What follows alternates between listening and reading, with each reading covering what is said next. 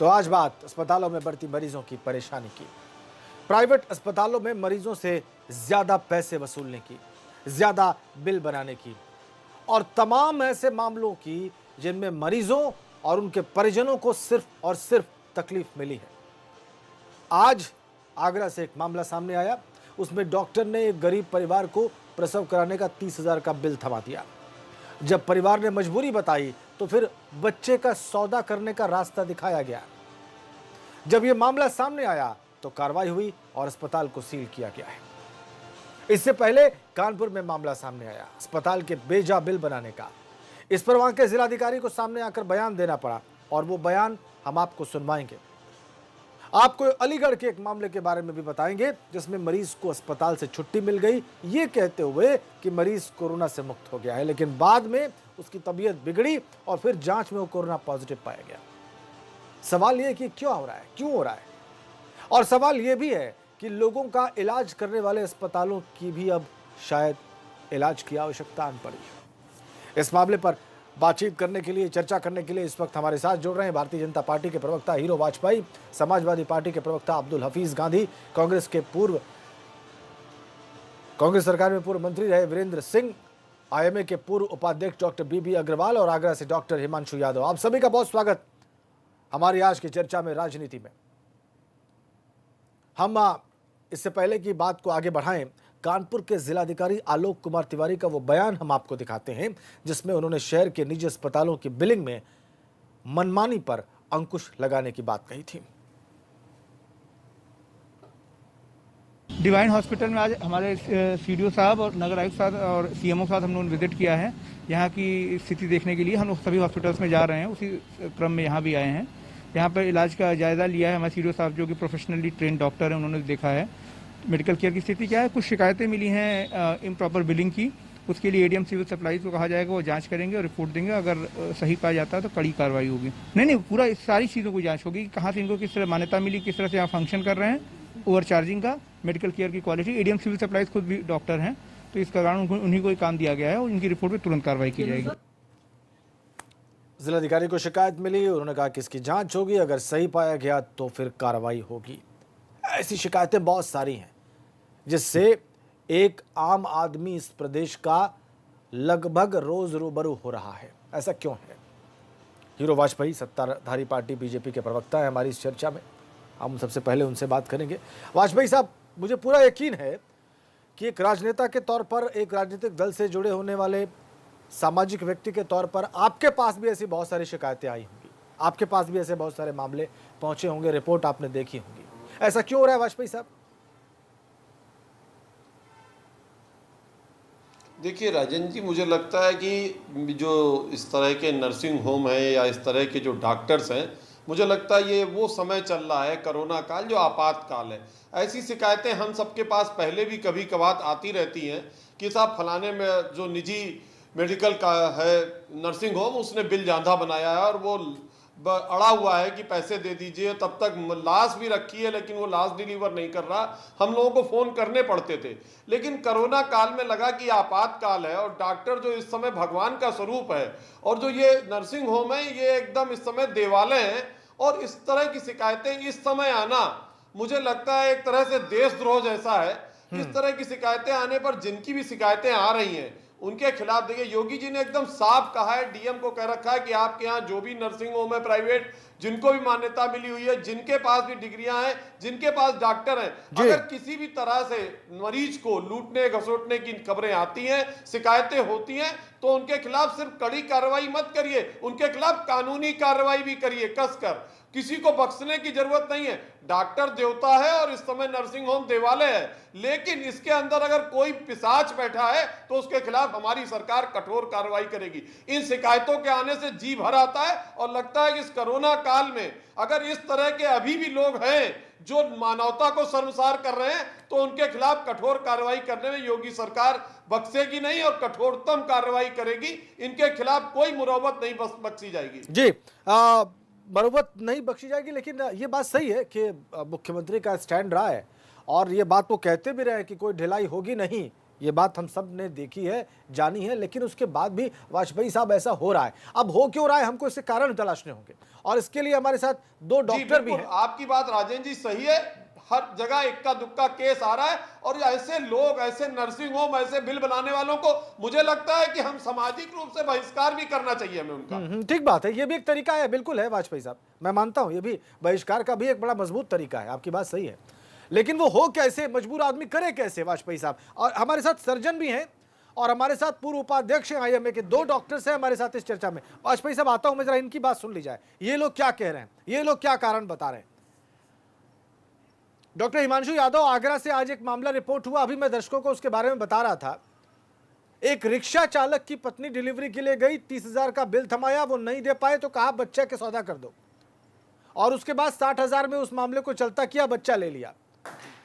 अभी उस हॉस्पिटल को सील किया गया, जो मुझे जानकारी मिली है। ये आपको नहीं लगता ये घोर अमानवीय कृत्य है? इसकी जितनी निंदा की जाए कम है डॉक्टर यादव, और ये डॉक्टर्स कर रहे हैं। मैं इस चीज को देखिए, ये कोई भी सेन मानसिकता का या बिल्कुल स्पष्ट साफ सुथरी मानसिकता का व्यक्ति कभी नहीं करेगा ऐसा काम। अगर किसी ने भी ऐसा काम किया है तो डेफिनेटली निंदनीय है, क्योंकि देखिए अगर कोई रिक्शा चालक है तो आपको उसको पहले स्पेसिफाई कर देना चाहिए आपका कितना बिल बनने वाला है हमारे हॉस्पिटल में, किस तरीके से, और यदि वो बिल अफोर्ड नहीं कर सकता तो उसे सीधे सीधे बता देना चाहिए, भाई हम आपको वो सेवा नहीं कर पा रहे मुहैया, आप किसी सरकारी हॉस्पिटल में कंसल्ट कर लीजिए, या उसे पहले से स्पेसिफाई कर दीजिए कि कितने चार्जेस आपके आने वाले हैं। और उसके बाद जो सेकंड पार्ट है इसका, उसको तो डेफिनेटली कोई भी नहीं जस्टिफाई कर पाता। देखिए सर, हमारे पास सबसे बड़ी प्रॉब्लम है, हम लोगों को क्वालिटी अफोर्डेबल हेल्थ केयर देनी है। कॉर्पोरेट हॉस्पिटल से वो क्वालिटी हेल्थ केयर देते हैं, लेकिन वो महंगे होते हैं। ये जो ब्रिज होता है सरकारी और कॉर्पोरेट हॉस्पिटल्स के बीच में, ये ब्रिज जो फुलफिल करते हैं ये मीडियम कैडर के नर्सिंग होम्स और ये सब हेल्थ केयर फैसिलिटीज हैं, ये फुलफिल करते हैं। अब हर हॉस्पिटल को CMO कार्यालय से भी निर्देश होते हैं क्लियर कट कि आपको अपने हॉस्पिटल की रेट लिस्ट ICU के बाहर लगानी है, इस चीज का इतना चार्ज है, इस चीज का इतना चार्ज है। तो ये चीजें अगर पहले से ही स्पष्ट रूप से मरीज को बता दी जाए, मरीज को इस चीज का अंदाजा हो, तो फिर मेरे ख्याल से ये चीजें आए ही नहीं। नंबर 2, अगर आप एक डॉक्टर होने के नाते अगर ऐसा काम करते हैं कि सौदा करते हैं बच्चे का या ऐसा कोई काम करते हैं, तो इसका तो किसी भी तरीके से किसी भी जगह पर कोई जस्टिफिकेशन नहीं है। ये बिल्कुल आपने ठीक कहा, लेकिन डॉक्टर यादव, इसके साथ में एक चीज डॉक्टर और यादव भी है। जी बोलिए, अपनी बात पूरी कर लीजिए आप जल्दी से, फिर आगे बात बढ़ाते हैं। डॉक्टर यादव जी, जो मेरा कहना है इसके बारे में, देखिए कई बार बिलों को लेके बहुत सारी बातें होती हैं। हाँ। अनफॉर्चुनेटली ये सारी बातें ज्यादातर उन सिनेरियोज में होते हैं जहां सबसे खराब, सबसे सिक पेशेंट आपके पास आता है और उसका आउटकम पॉजिटिव नहीं होता। मोस्ट ऑफ द टाइम्स देखिए, एज डॉक्टर हम लोग कभी गारंटी नहीं दे सकते। हम लोग जितने ज्यादा, जैसे जैसे मेडिकल साइंस एडवांस हुई है, हम लोग बहुत ज्यादा कॉम्प्लिकेटेड, बहुत ज्यादा मुश्किल पेशेंट्स को लेने लग गए हैं। अब निश्चित रूप से जो व्यक्ति वेंटिलेटर पर रहेगा, ICU में रहेगा, उसका बिल थोड़ा ज्यादा आने की उम्मीद है, और यही वो पेशेंट्स होते हैं जिनमें के आउटकम भी कई बार कॉम्प्रोमाइज होता है। अब ऐसे में अगर एक स्पष्ट दृष्टिकोण रखे hospital, clear cut rate specified हो, rate list most of the time CMO वगैरह को उनके पास जाती है हर हॉस्पिटल की कि कितनी रेट लिस्ट है, तो मेरे ख्याल से इन मामलों की तादाद शायद थोड़ी कम हो जाए, और जो डॉक्टर और पेशेंट की रिलेशनशिप में जो ब्रीच आ रहा है वो कम हो जाए। अगर मुझे मालूम है कि एक X जगह पर जाकर मेरे का इतना खर्चा आने वाला है, एक शर्ट में खरीदता हूं 5 स्टार शोरूम से, वहां पर 5,000 की खरीदता हूं, और अगर एक वहां पर खरीदता हूं 100 रुपए की भी शर्ट आती है, तो मैं जाऊंगा ही नहीं 5,000 रुपए वाले शोरूम में। ये बात ठीक है आपकी, जनता और हॉस्पिटल के बीच रिलेशनशिप का स्ट्रेन होने का एक कारण ये भी है। डॉक्टर यादव, ये बात ठीक है, लेकिन ये रेट लिस्ट इतनी ऊपर जाए ही क्यों? क्योंकि वो एक आम आदमी के एफर्ट से उसकी पहुंच से बाहर हो जाए। वीरेंद्र सिंह जी, आप वरिष्ठ नेता हैं, आप मंत्री भी रहे हैं और अपोजिशन को प्रेजेंट कर रहे हैं इस चर्चा में, लेकिन बात यहां पर राजनीति से ऊपर की है। ये शिकायत बनारस से भी आई है, ये शिकायत कानपुर से भी आई है, ये शिकायत गोरखपुर से भी आई है, लखनऊ से भी आई है, और डॉक्टर यादव कह रहे हैं कि ये कीमत जो है ये मरीज और डॉक्टर के बीच में रिश्ते बिगाड़ रहा है। तो इस कीमत को कंट्रोल क्यों न किया जाए प्राइवेट हॉस्पिटल की? वीरेंद्र सिंह जी देखिए, ये सरकार का फेल्योर है, क्योंकि सरकार की कोई स्पष्ट नीति नहीं है, कोई इस तरीके की कोई स्पष्ट नहीं है कि सरकारी या गैर सरकारी अस्पताल में कितना जो है कोविड के मरीजों से चार्ज किया जाएगा, वेंटिलेटर के मरीजों से चार्ज किया जाएगा, इसका कोई जो है वो स्पष्ट नहीं है। और अस्पतालों को ठीक ढंग से इलाज हो रहा है कि नहीं हो रहा है, इसके लिए कोई नोडल अधिकारी नहीं है। आप डॉक्टर के ऊपर कोई एक अधिकारी बैठाइए जो ये देखे कि किसी मरीज के साथ जाती हो रही है कि नहीं हो रही है। तीसरी जो सबसे बड़ी बात ये है कि जो सुप्रीम कोर्ट के आदेश के बावजूद जो है सीसी कैमरे नहीं लगे हुए हैं कोविड वार्ड में, और इसके कारण किसी को जानकारी नहीं मिल पाती है कि उसके मरीज के साथ क्या व्यवहार हो रहा है। मरीज छत पर से कूद जा रहे हैं, अपनी जान दे जा रहे हैं, और लोगों का भरोसा टूट रहा है। इसलिए लोग जो है कि अस्पतालों में, सरकारी अस्पतालों में भर्ती होना बंद हो रहे हैं। अब उसी का फायदा उठा करके जो प्राइवेट हॉस्पिटल के लोग हैं वो अनाप शनाप बिल बनाते हैं और लोगों का शोषण करते हैं। इतना भय का वातावरण बन गया है कोरोना के चक्कर में कि अगर हल्का सा भी अगर किसी को अगर इन्फेक्शन हो गया है तो प्राइवेट हॉस्पिटल उसको तुरंत आईसीयू में भेजना, उसको वेंटिलेटर लगा देना और एक लंबा चौड़ा बिल ले करके उनके सामने रख देना। मुझे तो आज तक समझ में नहीं आया कि कोरोना की जो स्पष्ट दवाई है वो क्यों नहीं सरकार बताती कि यही दवाई जो है उसमें कारगर है, उसकी कीमत कितना है। और सरकार ये भी नहीं मालूम है कि सरकार जो कोरोना के मरीजों के इलाज के लिए सरकारी अस्पताल को कितना पैसा दे रही है, प्राइवेट अस्पताल को कितना रुपए का अनुदान दे रही है जिससे कि वो कर सके। आप इस तरीके से अफरा तफरी है, केवल लफ्फेबाजी, केवल घोषणा, केवल दुनिया भरे की बात। अच्छा। और जमीन पर कोई काम नहीं है।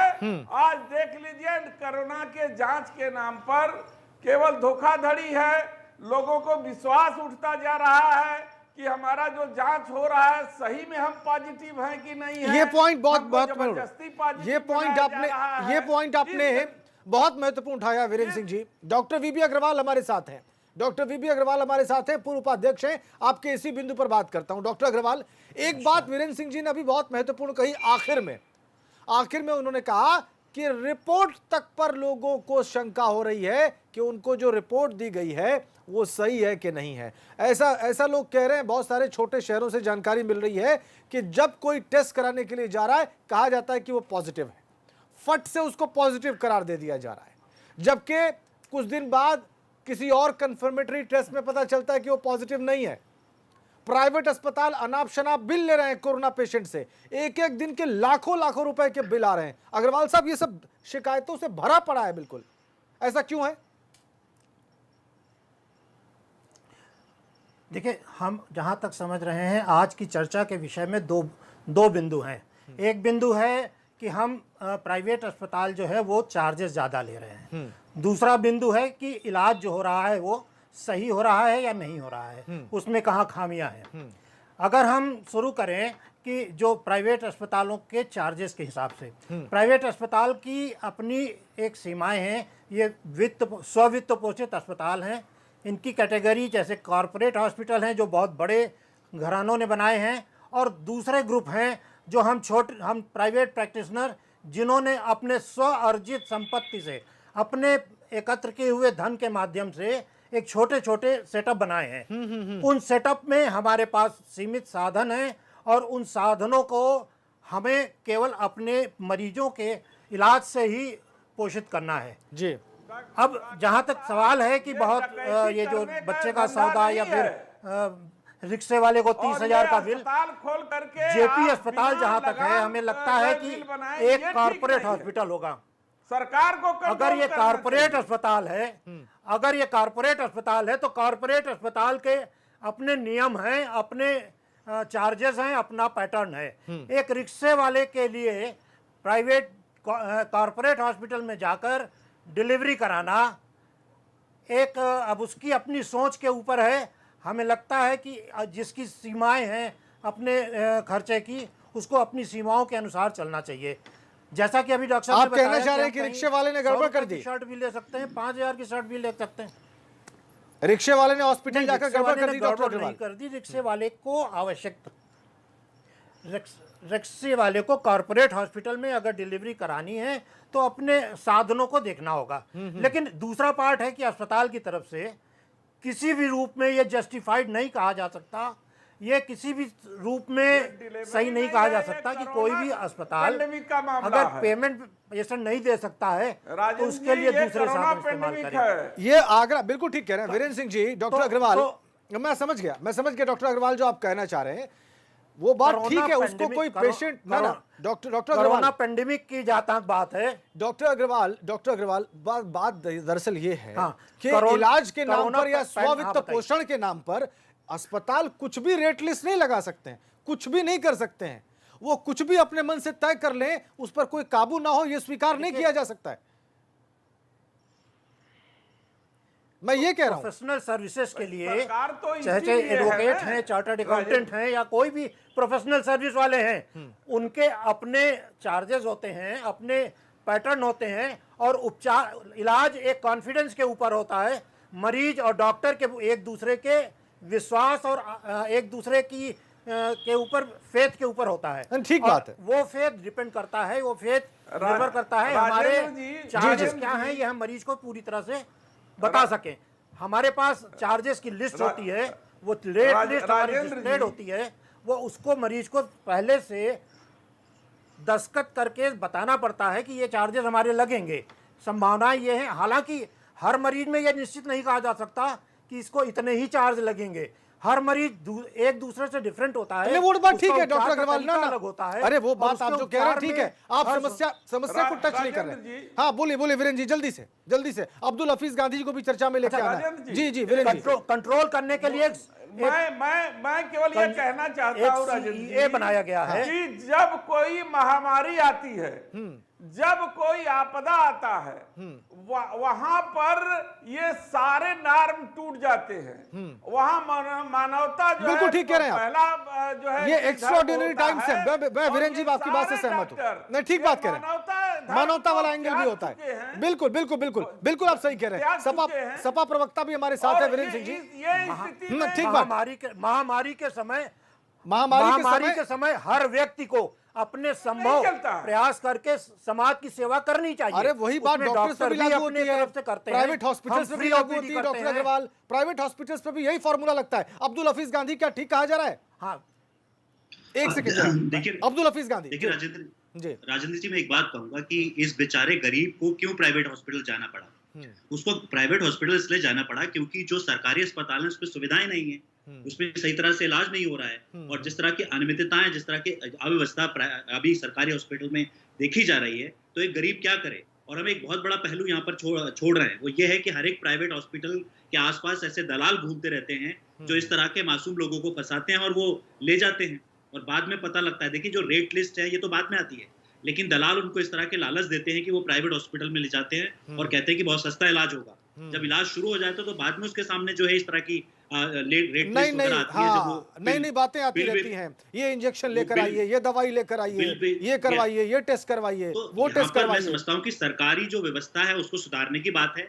और हमने देखा कि किस तरह से कोविड वार्ड में अव्यवस्थाएं देखने को मिली, पानी भरा हुआ देखने को मिला, बहुत बुरी हालत है उत्तर प्रदेश के अंदर। हमने ये भी देखा कि पश्चिम उत्तर प्रदेश के अंदर जो टेस्टिंग लैब्स थी उसके अंदर एक रैकेट था कि किस तरह से वो हर मरीज को कोविड पॉजिटिव जो है करार दे रहे थे, और वो मरीज फिर क्या करेगा, कहीं ना कहीं प्राइवेट हॉस्पिटल में जाएगा क्योंकि सरकारी हॉस्पिटल में इस तरह की व्यवस्थाएं नहीं है। तो हमने बहुत बार देखा कि किस तरह से जो है रिपोर्ट बदल जाती है, गलत रिपोर्ट दे दी जाती है। तो मुझे कहना नहीं चाहिए, लेकिन जो ये आपदा है ना, इसको बहुत सारे लोग अवसर मान रहे हैं और इनके अंदर मानवता एक तरह से मर चुकी है। मानवता मर चुकी है कहीं और ना कई कहीं। लोगों ने बहुत महत्वपूर्ण बात आपने कही, कई पैसा लोगों जो ने है इस भगवान आपदा नहीं को होना अवसर चाहिए। बना दिया है। बिल्कुल अब्दुल हफीज गांधी, ये आपने जो बात कही है, ये जनता की नब्ज आपने पकड़ी है। मैं बिल्कुल स्वागत करता हूं। मैंने कई बार देखा लोगों ने टिप्पणी की, जब भी मैंने ये सवाल पब्लिक में उठाया, अब्दुल हफीज गांधी, आप वाली ही बात में मुझे उत्तर मिला। लोगों ने कहा, कई लोगों ने, कि इस आपदा को अवसर में बदल दिया गया है और मानवता मर सी गई है। ऐसी स्थिति क्यों है? ऐसी स्थिति क्यों है? इतनी शर्मसार करने वाली स्थिति क्यों है?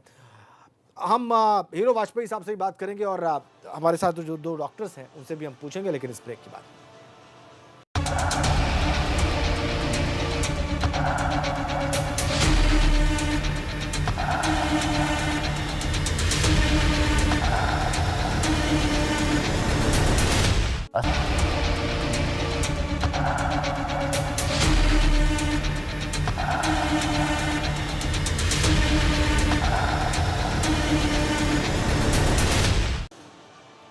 हमारे साथ इस चर्चा में सत्ताधारी पार्टी को प्रेजेंट कर रहे हैं हीरो वाजपेयी। हीरो वाजपेयी साहब, ये 2-3 बातें बहुत महत्वपूर्ण हैं।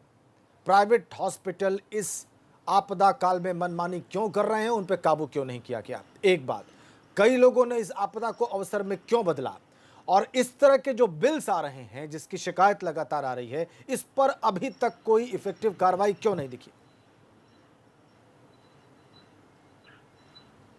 नहीं, देखिए, इस समय आपातकाल तो चल रहा है और 10-20 हज़ार डॉक्टरों में कोई एक डॉक्टर इस तरह निकलता है और 100-200 नर्सिंग होम में किसी एक नर्सिंग होम में शिकायत आती है कि इस तरह से उन्होंने मानवता को शर्मसार करके, जैसे अभी पता लगा कि रिक्शे वाले का बच्चा उन्होंने ले लिया, 30,000 का बिल ना दो तो 60,000 में बच्चा भेज दो। ये शिकायतें मुझे लगता है कि मानवता को शर्मसार करने वाली हैं और कहीं 10,000 20,000 केसेज में एक आती है, और जब आती है तो चर्चा का विषय बनती है। इसमें पर हमें सभी डॉक्टरों को, सभी नर्सिंग होम को दोषी नहीं ठहराना चाहिए, पर जो ऐसे पाए जा रहे हैं उनके खिलाफ सरकार कठोर कार्रवाई कर रही है। पर किसी के अंदर हम मानवता जगा नहीं सकते, पर मानवता के शर्मसार करने वालों के खिलाफ योगी आदित्यनाथ की सरकार कतई कार्रवाई करने से चूक नहीं रही है। और जो लोग ऐसे, मैंने पहली बात में ही आपके सामने एक विषय रखा था कि ऐसे लोग, चाहे ये आपदा खत्म हो जाए जिसको अवसर की तरह बनाने की कोशिश कर रहे हैं, फिर भी हमें ऐसे डॉक्टरों का जिन्होंने इसको अवसर माना और आपदा के समय में लोगों को परेशान किया, इनका सामाजिक बहिष्कार भी करें। हर चीज सरकार नहीं कर सकती। समाज में बड़ी ताकत है कि इस तरह के अवसरवादी लोग जो गरीबों का शोषण कर रहे हैं। सरकार ने कोरोना काल में भी तमाम अस्पतालों के लिए बिलिंग का पूरा एक स्टेटस बनाया है और उसी हिसाब से बिल लेने के लिए कहा है। तमाम बड़े-बड़े अस्पताल मैं हीरो वाजपेयी साहब, आप तस्दीक कर लीजिए। हीरो वाजपेयी, आप मेरी बात पर भरोसा करिए, आप मेरी बात पे भरोसा करिए वाजपेयी साहब। डॉक्टरों को भी जिन्होंने किया, पूरी कौम को बदनाम करना ठीक नहीं, बिल्कुल ठीक नहीं है। जो लोग भी इस आपदा को अवसर की तरह से उपयोग कर रहे हैं, उनके खिलाफ हम कठोर कार्रवाई करेंगे और करते रहेंगे। आप वाजपेयी साहब वो भूले नहीं होंगे, अभी चंद महीनों पहले की ही बात है, फूलों की बारिश हो रही थी इन डॉक्टर्स के ऊपर। तमाम लोगों ने न जाने क्या क्या प्रशंसा में शब्द कहे। अभी ज्यादा दिन पुरानी बात नहीं है, सब लोग, हम लोग, सब लोगों ने, इस चर्चा में मौजूद सब लोगों ने। लेकिन अगर ये नौबत खड़ी हुई है वीरो वाजपेयी साहब, तो इसके पीछे गंभीर कारण है और हम लोग को सोचना होगा कि ऐसा क्यों हो रहा है। हो गया, हम लोग को सोचना होगा, विचार करना होगा सब लोगों को। बिल्कुल सोचना होगा, विचारना होगा और जो ऐसे लोग हैं उन्हें चिन्हित करके उनके खिलाफ कार्रवाई करनी होगी। जी वीरेंद्र सिंह जी, बहुत जल्दी से बात खत्म करिए। जी खुदा गंभीर नहीं है।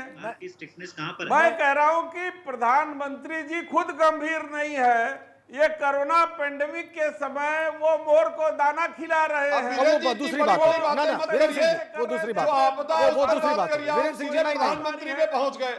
वीरेंद्र सिंह जी, वो विषय से भटकना होगा, वो विषय से भटकना होगा। इस गंभीर विषय को डाइल्यूट नहीं किया जा सकता। नहीं, बहुत धन्यवाद, इतना ही समय था। बहुत धन्यवाद आप सभी का। डॉक्टर वीबी अग्रवाल, डॉक्टर हिमांशु यादव, वीरेंद्र सिंह जी, अब्दुल हफीज गांधी और हीरो वाजपेयी इस चर्चा का हिस्सा बनने के लिए। हम ऐसी रिपोर्ट्स जो भी आएंगी हमारे पास आप तक पहुंचाएंगे। हम इस विषय को उठाते रहेंगे क्योंकि ये हमारे आपके सीधे सरोकार से जुड़ा मामला है।